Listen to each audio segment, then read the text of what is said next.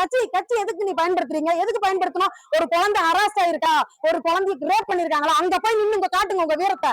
ஒரு நாய் ஒரு குழந்தை துரத்துதுன்றதுக்காக ஒட்டுமொத்த நாயுமே இருக்கக்கூடாதுன்னு நினைக்கிறீங்களா? 3 வயசு குழந்தைய 3 மாச குழந்தைய ரேப் பண்றான், அதனால ஒட்டுமொத்த ஆணினத்தையும் கட் பண்ணிடலாமா? ஒரு நாங்க கேட்கறது என்ன தெரியுங்களா? நாய்களுக்கு இனப்பெருக்கத்தை கட்டுப்படுத்துறதுக்கு முறையா கருத்தடை பண்ணுங்க, வேக்சினேஷன் கொடுங்க, அதுங்களுக்கு உணவளிக்கிறதுக்கு உங்களை மாதிரி தன்னார்வலர்கள் உணவளிக்க வந்தா விடுங்க. எங்களையும் ஹராஸ் பண்றீங்க, எங்க மேலேயும் கேஸ் கொடுக்குறீங்க, எங்களையும் சண்டை போடுறீங்க, எந்த வீட்லயுமே குடியிருக்க விடாதளவுக்கு காலி பண்ண வைக்கிறீங்க. இதுலதான் அரசியல்வாதி உங்களோட செல்வாக்கெல்லாம் காட்டுறாங்க. நான் கேட்கிறேன், சமுதாயத்துல வேற பிரச்சனையே இல்லையா? இந்த நாய்கள் மட்டும்தான் பிரச்சனையா? ஒயின் ஷாப்ல குடிச்சு எத்தனை குடும்பங்கள் அழிஞ்சு போகுது, கஞ்சா போதையில இந்த நாடு எத்தனை சீரழிஞ்சு கிடக்குது, அதையெல்லாம் கேட்கறதுக்கு எந்த அரசியல்வாதிக்கும் டைம் இல்ல. உன நாயை பிடிச்சிட்டு தொங்குறாங்க. இது எந்த விதத்துலங்க நியாயம்?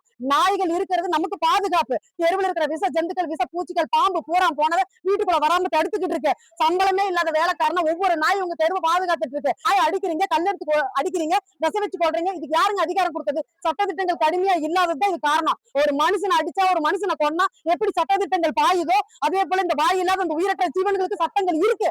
அந்த சட்டங்கள் சரியா நடைமுறைப்படுத்தப்படணும். அதுக்காக தான் கலெக்டரை பார்க்க வந்திருக்கோம். ஒரு பிராணியை கொன்னா எஃப்ஐஆர் இருக்கணும், அந்த எஃப்ஐஆர் மேல வேல்யூ இருக்கணும். ஒருத்தன் அரசாய் உள்ள போயிட்டு வந்தா அடுத்தவனுக்கு பயம் இருக்கணும். இந்த மீடியா வெளியே கொண்டு வரணும். இது எதுவுமே பண்றது கிடையாது. ஆனா நாய் துரத்துறத மட்டும் விடிய போறீங்க. கருத்தடை பண்ணி நாயை ரீலோகேட் பண்றாங்க. அது சட்டப்படி தப்பு.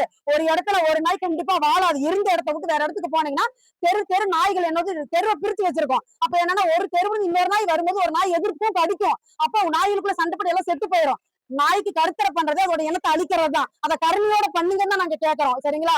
தயவு செய்து சொல்றேன், இதை பாக்குறவங்க சரி, அந்த நாய்களை துன்புறுத்தாதீங்க. அரசு அதிகாரிகளும் சரி, கலெக்டரும் சரி, சிஎம் சார்பி கெஞ்சி கேட்டுக்கிறோம். இந்த நாய்களுக்கு உண்டான பாதுகாப்பு சட்டத்தை உறுதிப்படுத்துங்க.